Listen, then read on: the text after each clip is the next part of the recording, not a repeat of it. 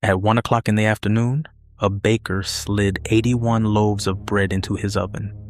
18 hours later, the city around that oven would be gone, sealed under 20 feet of the sky. But that is not the part that should keep you here. This is. Pompeii did not have to die. The roads out of the city stood open for hours.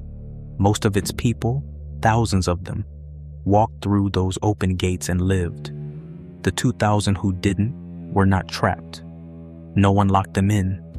Hour after hour, with the door standing open, they chose to stay. And then they chose it again and again. 18 hours. The same decision made 18 times. This is the story of those 18 hours and of the one choice, repeated until it became a grave, that turned a survivable afternoon into the most famous absence in the world. The bread went into the oven at 1 o'clock. It never came out. We can stand in that morning because Pompeii never got the chance to tidy itself for history. In one house, a pot of fresh plaster sits abandoned mid-job. Someone was repainting a wall. The taverns are serving hot lunches. The walls are covered in handwriting, election slogans, love notes, a complaint about a landlord. 12,000 people, an ordinary October day. Nobody in these streets believes they live in a tragedy. Hold on to one detail, because it's a loaded gun. 17 years before this morning, a massive earthquake knocked half of Pompeii down, and the city rebuilt, bigger, gaudier, scaffolding still up on the temples. A city that has already survived one catastrophe believes, in its bones, that catastrophe is survivable. 6 miles north, there is a mountain. Vesuvius doesn't look like a threat. It looks like money. Slopes quilted with vineyards, soil absurdly fertile, and no one quite knows why. In all of recorded memory, the mountain has never done anything. The Romans don't even have a word for what it is. For weeks there have been small tremors. Wells gone strange, dogs restless. And here is the first decision, made by an entire city at once, so smoothly that nobody noticed it was a decision at all. The shaking is normal. It shook in 62, and we survived. It's nothing. That's not stupidity. That is the correct conclusion from the only evidence they had.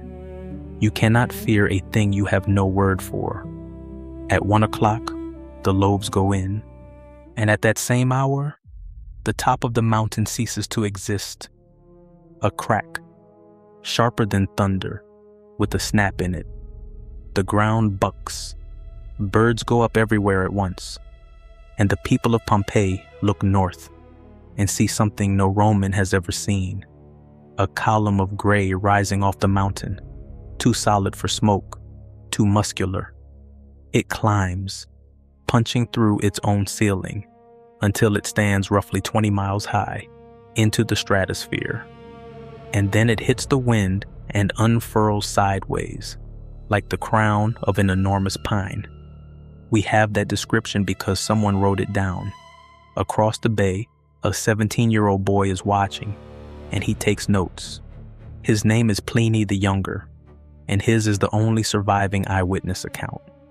To this day, scientists call this kind of eruption Plinian, after a teenager who watched the world break and reach for a pen.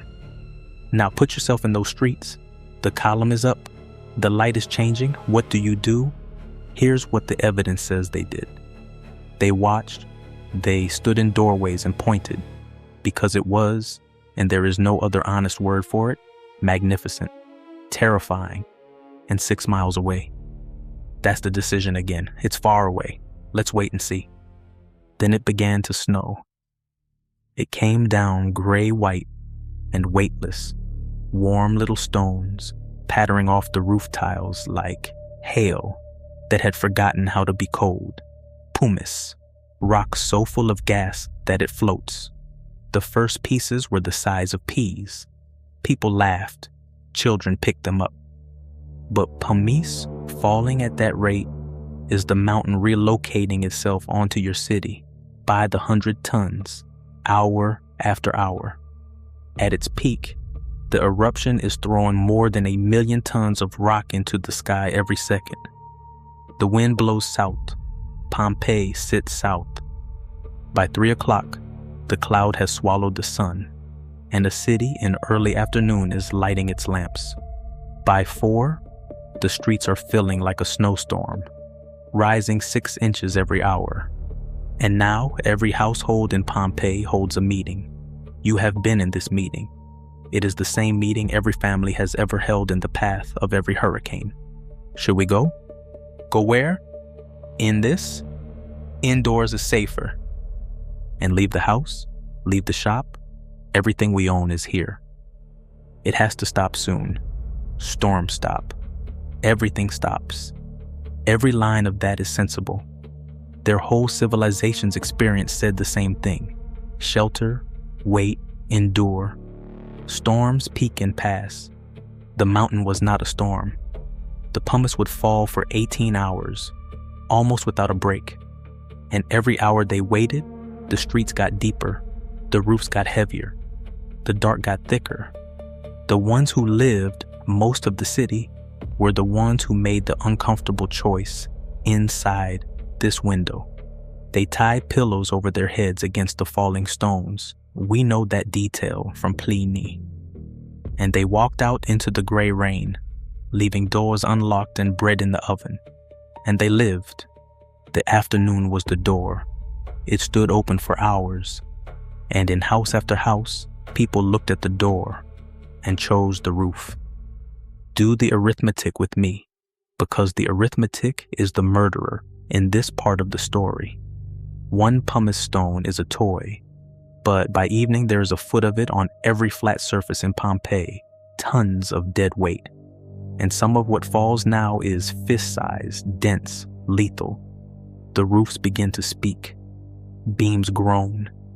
And then somewhere in the dark, the first roof lets go. And after the first all night, in every quarter of the city, the sound of Pompeii collapsing indoors onto the people who went indoors to be safe.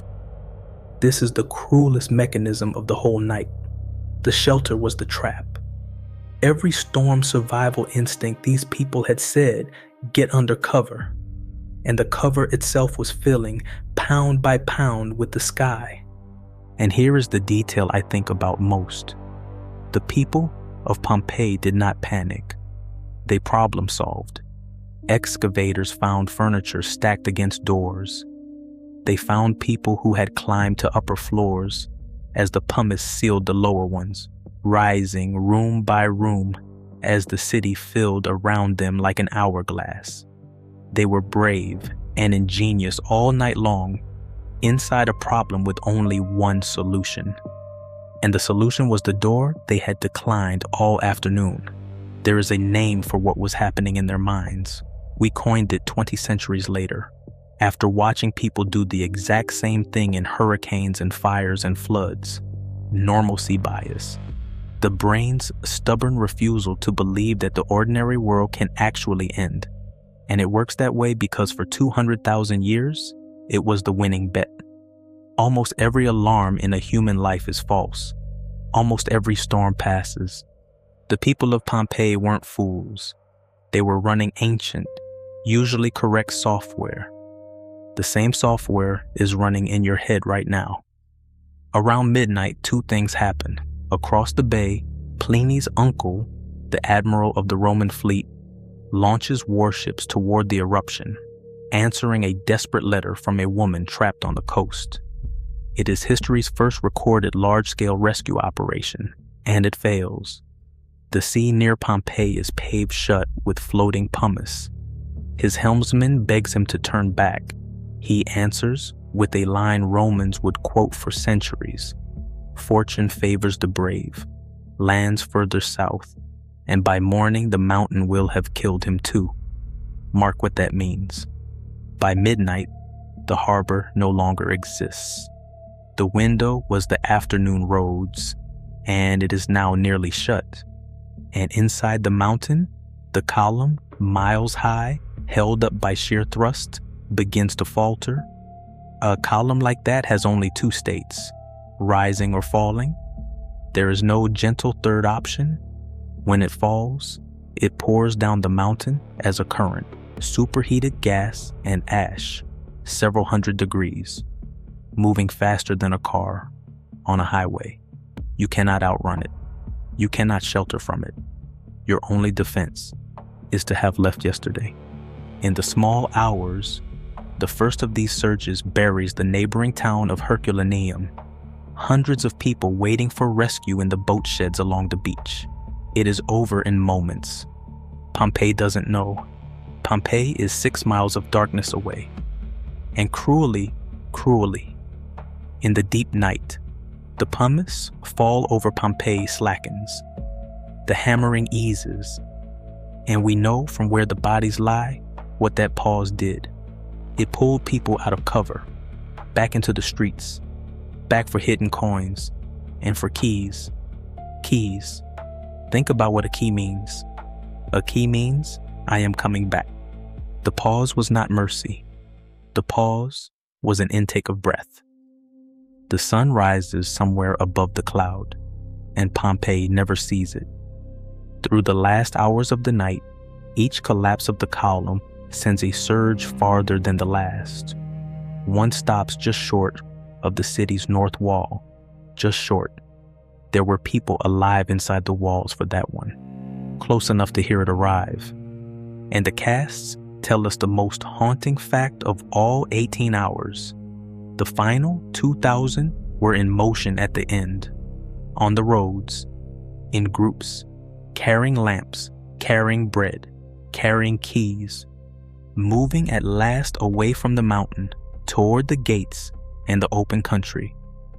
The 18th decision had finally been made, the right one, the first time in 18 hours that they chose the door. It came around 6:30 in the morning, 18 hours after the bread went into the oven, when the column fell for the last time, and the surge that followed did not stop at the wall. I am not going to dramatize the next 90 seconds. The dead of Pompeii have spent 2,000 years being a spectacle, and they will not be one here. I will tell you only what the science says, and it is, in its way, a mercy. Heat like that ends a life faster than the mind can register it. After the long night of fear and wrong guesses, the end itself was quicker than thought. By mid-morning, where Pompeii had been, there was a plain of gray, 15 to 20 feet deep. No streets, no walls. The coastline itself had moved. The city wasn't destroyed. Destroyed is the wrong word. Destroyed things are gone. Pompeii was sealed. It slept for nearly 1,700 years. Farmers planted vines in the soft gray soil, astonishingly fertile, and no one quite understood why. They called the place La Civita, the city.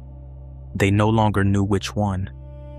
When the diggers finally broke through, they did not find ruins.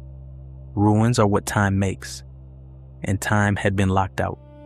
They found a Tuesday, prices chalked on walls, election posters for an election never held, the paint pot beside the unfinished wall, 81 loaves in an oven, charred black but whole, and they found voids in the hardened ash with bones inside them. In the 1860s, an archaeologist named Fee O'Reilly understood what they were and poured plaster into them. The ash had packed itself around the people in their final moment and held that shape while the centuries emptied them out. The voids were not holes. They were the last 18 hours, caught mid-decision, holding still. These were not fools. They were rebuilders, survivors of the last disaster. They met an unprecedented event with precedented minds, the only kind anyone has ever had. And their precedents said, wait. And the precedents were wrong by one single category of event that no one in that city had a word for. So the honest question was, never, how could they stay?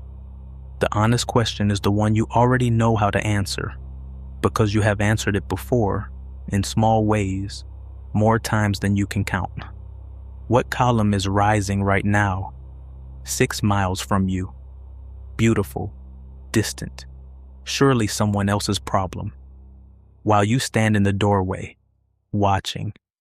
Somewhere in Pompeii, under glass, there is a loaf of bread with a man's name pressed into it. He put it in the oven at 1 o'clock. He believed in the afternoon